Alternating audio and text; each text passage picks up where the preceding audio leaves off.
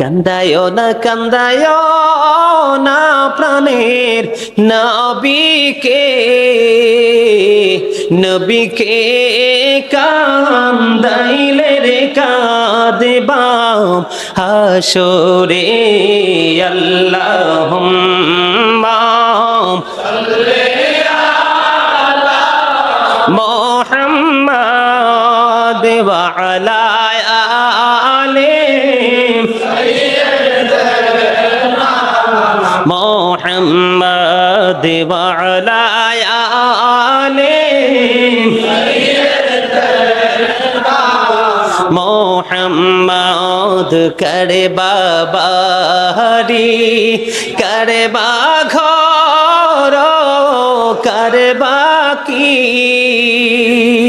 যখনি চলিয়ারে যাবে প্রাণ পাখি আল্লাহুম্মা সাল্লি আলা মুহাম্মাদ ওয়া আলা আলি সাইয়্যিদিনা মুহাম্মাদ ওয়া আলা আলি সাইয়্যিদিনা মুহাম্মদ আইসো ভবে যাইতে হবে কবরে আইসো ভবে যাইতে হবে কবরে হিসাব নিকাশ দিতে গহবে হাসরে আল্লাহুম্মা সাল্লি আলা মুহাম্মাদ ওয়া আলা আলি সাইয়্যিদিনা মুহাম্মদ। আলহামদুলিল্লাহ বলেন। বন্ধুরে আমার, একদিনে গ্রাম্য লোক কি করলেন? এক গ্রাম্য লোক মনে মনে নিয়ত করলেন যে আমি রাসূলের দরবারে একটা হরিণ উপহার দিব। কি দিব? আমাদের মধ্যে অনেক মানুষ আছে না, মহাব্বত করে, কেউ কাউকে কাপড় দেয়, আছে না নাই? কেউ কাউকে কোনো জিনিস দেয়, মানে যার যে চাহিদা সেই চাহিদা অনুযায়ী কিছু দেয় কি দেয় না? এইরকম এক লোক নিয়ত করেছে রাসূলের দরবারে আমি একটা হরিণ দিব। এবার হরিণ দিব মনে মনে তিনি যখন সিদ্ধান্ত করলেন, বন্ধু গ্রাম্য লোক একটা হরিণের বাচ্চা ধরে রাসূলের কাছে নিয়ে আসলেন। হরিণ দেখতে সুন্দর না অসুন্দর? আরো জোরে বলেন, সুন্দর না সুন্দর? আমি প্র্যাকটিক্যালি দেখেছি ওই দিন আমাদের ক্যান্টনমেন্টে বন্ধু রূপসাগরে আইসা খাঁচার মধ্যে এত সুন্দর একটা হরিণ বা তারা করে রেখেছে, খাঁচার মধ্যে বন্দি করে রেখেছে। বন্ধু দেখলে নয়ন শীতল হয়ে যায়। আমার এই মুহূর্তে মনে হয়ে গেছে ওই হরিণ না জানি কত সুন্দর ছিল। এবার গ্রাম্য লোক যখন হরিণটা এনে দিয়ে দিল বন্ধু, এবার হাসান রাদিয়াল্লাহু হুসাইন রাদিয়াল্লাহু হাসান রাদিয়াল্লাহু তাআলা আনহুকে আমার নবী দিয়ে দিলেন। দিতে এবার হুসাইন দেখে ফেললেন। হুসাইন ডেকে ডেকে বলে, না না গো, আমারও কিন্তু হরিণ লাগবে। কিন্তু হরিণ আইছে কয়টা রাসূলের কাছে? কয়টা আসছে? কিন্তু নবী তো এটা হাসান রাদিয়াল্লাহু তাআলা আনহুকে দিয়ে দিয়েছে। হুসাইন একটা ডাক দিয়ে বলে, না না গো, আমার হরিণ লাগবে গো, আমাকে হরিণ দাও। বন্ধু হুসাইন রাদিয়াল্লাহু তাআলা হরিণ চাইতে দেরি রে, এবার চাইয়া দেখে বড় একটা হরিণী আরেকটা বাচ্চা হরিণ নবীর রওজার দিকে দৌড়াই আসতেছে। নবীর সামনে এসে হাজির হয়ে গেল বন্ধু হরিণ। এই হরিণীর ওটো জবান খুলে গেল। নবীকে সালাম দিলেন, ইয়া রাসূলুল্লাহ, ইয়া হাবিবাল্লাহ, নবী গো, আপনি আপনার কলিজার টুকরা হাসানকে যেই হরিণটা আপনি দিয়ে দিয়েছেন, এই হরিণের মা হলাম আমি। আমি মা হয়ে আপনার হুসাইনের জন্য আমার এই বাচ্চাটা উপহার দিয়ে দিলাম। আপনি আপনার এই বাচ্চাটা আপনার হুসাইনকে দিয়ে দেন।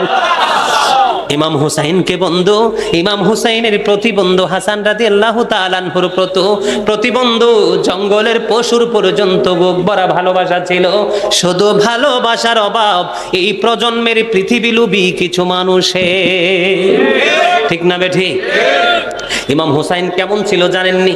ইমাম হাসান হুসাইন দুই ভাই একদিন ঘোড়ায় চড়ে টকবক করে বন্ধু যাচ্ছেন। যাওয়ার সময় রাস্তার মধ্যে রাস্তার পাশে দেখলেন এক বৃদ্ধ উজু বানায়। কি বানায়? বৃদ্ধ অজু বানাইতেছে, কিন্তু দুই ভাই ঘোড়ার মধ্যে বসে বসে দেখে বড় দাদুর অজু তো ঠিক হয় না। এবার দুই ভাই মিলে চিন্তা করলেন, দুই ভাই মনে মনে ভাবলেন, ভাইয়া ওই বুড়ো দাদু অজু বানাইতেছে দেখলাম দুই ভাই মিলে, কিন্তু অজু তো সুন্দর হয় না। এই ভাই বুড়ো দাদুকে কেমন করে অজু দেখানো যায়, শেখানো যায়। এবার দুই ভাই বুদ্ধি করে নামলেন, নামার পরে দাদুর কাছে গেলেন, যাইয়া সালাম দিলেন। ভালো আছেন দাদু? বললেন ভালো আছি। বাড়িতে কেমন আছে? সবাই ভালো আছে। সব কথোপকথন শেষ হলো। এবার ডাক দিয়ে বলল, দাদু আমরা দুই ভাই মিলে এখন অজু করব, আপনি শুধু ফয়সালা দিবেন কার অজু বেশি সুন্দর হয়। এবার দুই ভাই মিলে বন্ধু অজু করতে গেলেন। অজু যখন দুই ভাই মিলে করতে গেলেন, অজু যখন কমপ্লিট হলো, এবার ওই দাদু ডেকে ডেকে বলছে, দাদু গো আমার জীবনে কোনোদিন কোনো মানুষকে এত সুন্দর করে অজু করতে দেখিনি। আপনাদের অজু এত সুন্দর হয়েছে, আপনারা এত সুন্দর, কে গো কি আপনাদের পরিচয়? এবার ওই ইমাম হাসান হুসাইন দুই ভাই উত্তর দিল, আমরা হলাম রাসূলের কলিজার টুকরা দুই নাতি। এবার এই অজু কে শিখিয়েছে? বন্ধু এই অজুর চাইতে সুন্দর আর কার অজু হইতে পারে রে, যেই অজু আমার নবী নিজে দিয়েছেন শিখিয়ে। এবার ওই বড় দাদু ফয়সালা দিলেন, দাদু গো আমার অজুটাই হয়নি, আপনারা দুই ভাইয়ের অজু হয়ে গেছে সুন্দর। আরো জোরে বলেন না সুবহানাল্লাহ। বন্ধুরে আমার, কৌশলে বড়কে কি করলেন? অজু শিখিয়ে দিলেন। আর আপনারা যদি ইয়াজিদের দিকে তাকান, আপনারা ওই এই কারণে আপনাদেরকে সংক্ষিপ্ত আকারে কিছু তথ্য আমি জানিয়ে দিয়েছি। আপনারা যখন ইয়াজিদের দিকে তাকাবেন তখন আপনারা বুঝতে পারবেন ইয়াজিদ বাহিনীর চরিত্র কেমন। আর রাসূলের কলিজার টুকরা জান্নাতি ইমাম লিডার যারা হবে, লিডার যারা দুই ভাই হবে, তাদের চরিত্র কত সুন্দর। হুমা রাইহানাইয়া মিনাদ দুনিয়া, রাসূল বলেছেন ইমাম হাসান হুসাইন দুই ভাই দুনিয়ায় আমার দুইটা সুগন্ধযুক্ত ফুল। জোরে বলেন না সুবহানাল্লাহ। এটা কি অস্বীকার করার কোনো সুযোগ আছে? Imam Hasan and Husain two my flower in the world, পৃথিবীর দুইটা ফুল বলেছেন নবী ইমাম হাসান হুসাইন দুই ভাইকে। জোরে জোরে বলেন না সুবহানাল্লাহ। আরো জোরে বলেন সুবহানাল্লাহ। বন্ধুরা আমার, সেই হুসাইনের সাথে প্রেমের দরকার আছে না নাই? ইমাম হুসাইন রাদিয়াল্লাহু তাআলা আনহু 61 হিজরিতে কারবালার ময়দানে শহীদ হবে, এটা আমার নবী আগেই জানতেন। কি করতেন? আগেই জানতেন। আমাদের দেশে অনেকে যদি আমরা বলি যে নবী গায়েবের খবর জানে, অনেকের মাথা গরম হয়ে যায়। কি হয়ে যায়? গরম হয়ে যায়। আছে না এরকম? বিশ্বাস করে না। আপনারা কি বিশ্বাস করেন নবী গায়েবের খবর জানে? এই বিশ্বাস কি আপনাদের সবার আছে? আলহামদুলিল্লাহ। আমার নবী গায়েবের খবর জানেন। নবী শব্দের অর্থই হচ্ছে অদৃশ্যের সংবাদদাতা, ঠিক না? কথা বলেন। আমরা এরকম বলি না যে আমার নবী আল্লাহর চেয়ে বেশি জানে, এরকম আমরা বলি। নবী গায়েব জানে, তবে আমার আল্লাহ রাব্বুল আলামিন নবীকে যেইটুকু জানার ক্ষমতা পাওয়ার দিয়েছেন সেই পরিমাণ, তবে নবী গায়েব জানে, এতে কোনো সন্দেহ নাই। ঠিক কিনা বলেন? বন্ধুরে আমার নবীর মুজিজা আছে না নাই? 1400 সাহাবীর 1400 আপনার কি জানি 1400 সাহাবীর গোসলের পানি কোথায়? এক পাতিলে। কোথায়? এই কারবালার ময়দানে যতগুলো শহীদ হয়েছে সকল শহীদের রক্ত আমার নবী এক বোতলে ঢুকাইছে। সুবহানাল্লাহ বলেন না। বন্ধুরে আমার, আমি মুখস্থ কোনো কথা বলবো না। হাদিস শরীফ থেকে প্রমাণ, উম্মুল ফজল বিনতে হারিস রাদিয়াল্লাহু তাআলা থেকে বর্ণিত। তিনি বলেছেন একদিন নবীর কাছে গেলেন, হুজরায় চলে গেলেন। হুজরায় গিয়ে নবীকে ডেকে ডেকে বললেন, ইয়া রাসূলুল্লাহ, ইয়া হাবিবাল্লাহ, নবী গো আমি ভয়ঙ্কর একটা স্বপ্ন দেখেছি। কি দেখেছি? স্বপ্ন দেখেছি। কথা বলে না। আপনার কি ঘুমাই গেছে? ঘুমাই গেছে? আল্লাহুম্মা সাল্লি আলা সাইয়্যিদিনা মুহাম্মাদিন নাবিয়ানা শাফিয়ানা মাওলানা মুহাম্মাদ। আল্লাহুম্মা সাল্লি আলা সাইয়্যিদিনা মুহাম্মাদ নাবিয়ানা শাফিয়ানা মাওলানা মুহাম্মাদ।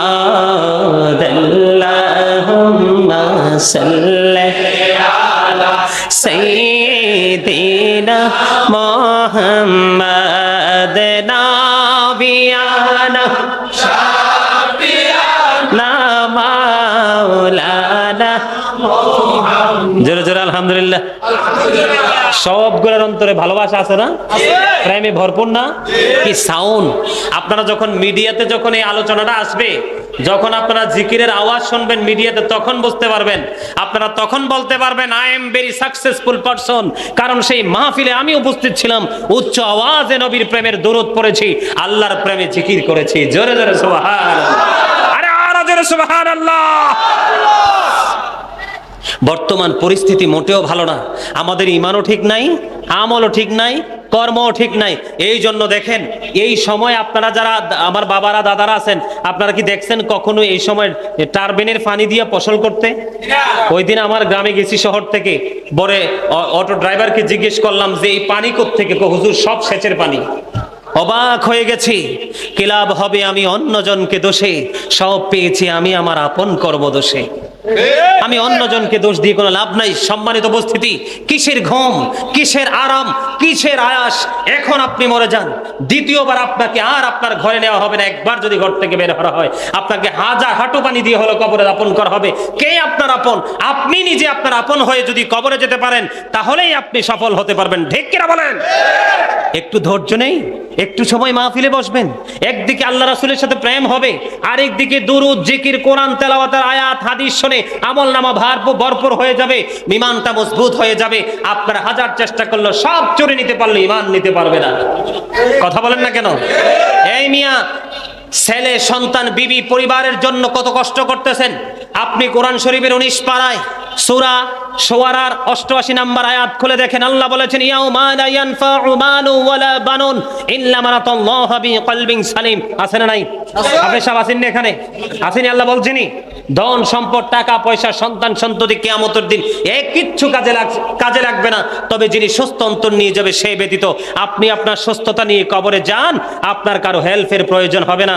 মনে রাখতে হবে, মিনহা খলাকনাকুম ওয়া ফিহা নুঈদুকুম ওয়া মিনহা নুখরিজুকুম তারাতান Ukhra.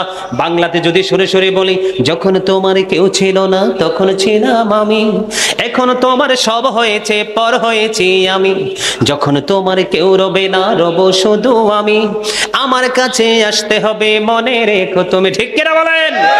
All men will die, সকল মানুষকে মরতে হবে। কথা বলেন না কেন? সবাইকে কি করতে হবে? মরতে হবে, কবরে যেতে হবে। কুল্লু নাফসিন যায়কাতুল মউত, অস্বীকার করার সুযোগ আছে? আল্লাযী খালাকাল মাউতা ওয়াল হায়া, যিনি জীবন সৃষ্টি করেছেন তিনি মরণও সৃষ্টি করেছেন। ঠিক কিনা বলেন? বাঁচার কি কোনো সুযোগ আছে? বাঁচতে পারবেন না। এই আমার দিকে তাকান। এই জন্য আগে বলেছি, you listening my lecture very attentively, stop your mouth everybody. এই কারণে আমি ফার্স্ট টাইমে বলেছি কোরআন শরীফের সূরা ইউনূস, এটা উনি হাফেজ সাহেব, আপনি হাফেজ সাহেব, কোরআন শরীফের 19 পারায়, কোরআন শরীফের সূরা ইউনূসের 44 নম্বর আয়াতে আল্লাহ কি বলেছেন? ইন্নাল্লাহা লা ইয়াজলিমুন নাসা শাইয়্যান ওয়ালাকিন্নান নাসা আনফুসাহুম ইয়াজলিমুন। আল্লাহ বলেছেন আমি আমার বান্দার উপর অত্যাচার করি না, বান্দা নিজেই নিজের উপর অত্যাচার করে। যাবেন কোথায়? কথা বলেন না কেন? আল্লাহ বান্দার উপর কি করে না? অত্যাচার করে না, বান্দা নিজেই নিজের উপর অত্যাচার করে। Allah doesn't wrong his slave, we are the ones who do wrong. আল্লাহর বয়ান, এটা আমার না, কার? আল্লাহ রাব্বুল আলামিন। ব্যাপার কি? এটা আল্লাহ রাব্বুল আলামিন বলেছেন। আমার দিকে তাকান বন্ধুরে আমার, আপনি কবরে যেতে হলে আপনার ঈমানকে মজবুত করতে হবে, কারণ আল্লাহর প্রতি ভালোবাসা, একক ভালোবাসা থাকলে আপনার এটার নাম ঈমান না। নবী এবং নবীর পরিবারকে ভালোবাসতে পারলে আপনি হবেন ঈমানদার। ঠিক কিনা বলেন? আর জোরে বন্ধুরে আমার, মহাব্বত করে আমি বলতে চাই আপনাদেরকে, যেটা আমি বলতে চেয়েছিলাম, হাদিস শরীফটা বন্ধু, এটার মধ্যে বন্ধু পরিমাণ কোনো সন্দেহ নেই। আল্লাহ বলেছেন ইয়া আইয়ুহাল্লাযী আনফুসাকুম ওয়া আহলিকুম নারা। আছে না নাই? আল্লাহ রাব্বুল আলামিন বলেছেন, হে ঈমানদারগণ, তোমরা নিজে জাহান্নাম থেকে বাঁচো এবং তোমাদের পরিবারকেও জাহান্নাম থেকে বাঁচাও। আল্লাহ বলেছেন, O believers, save yourself and your families from the fire. আমিও জাহান্নাম থেকে বাঁচবো, আপনাদেরকেও জাহান্নাম থেকে বাঁচাবো। তবে আপনারা জাহান্নাম থেকে বাঁচতে হলে কথাগুলোকে মাথায় কি করতে হবে? ঢুকাইতে হবে। এখানে আপনাদের কারোর সাথে কি কোনো আমার শত্রুতা আছে? আপনাদের এই এখানে আমার জীবনে প্রথম না? আর কি আসছি এখানে? এই প্রথম আসছি, আপনাদের সাথে আমার প্রথম দেখা, প্রথমেই ভালো লাগা, তারপরে হয়ে যায় অটো ভালোবাসা, ঠিক কিনা বলেন? ভালো যদি না লাগে ভালোবাসা কখনোই হয় না। এই জন্য ভালো লাগা থেকে ভালোবাসা, আলোচনা শুনবেন, শোনার পরে এগুলো অন্তরে সেটিং করবেন, করে সেটার উপর ভিত্তি করে আমল করবেন, কারণ আপনার কবরে আপনাকেই যেতে হবে, আমার কবরে আমাকেই যেতে, ঠিক না বেঠি? আরো জোরে বলেন।